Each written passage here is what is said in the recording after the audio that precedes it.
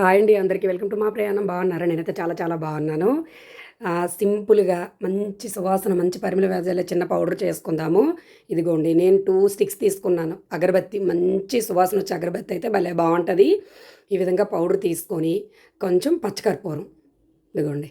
దాని తర్వాత కాసింత జవ్వాదు ఏసి మంచిగా దంచుకోవాలనమాట. ఒక టిష్యూ పేపర్ పరుచుకొని అలా చేసుకుంటే బావుంటది. అందులోనే మంచిగా పొట్లం కట్టుకోవచ్చు. ఇది ఎందుకనంటే బీరువాలో పెట్టుకోవడానికి. రోజు మనం బీరువా తీయం కాబట్టి అప్పుడప్పుడు బీరువా తీస్తున్నప్పుడు బీరువాలోంచి ఒకలాంటి స్మెల్ వస్తదండి. ముక్కు వాసన అని చెప్తాం కదా! అలాంటిదొస్తది.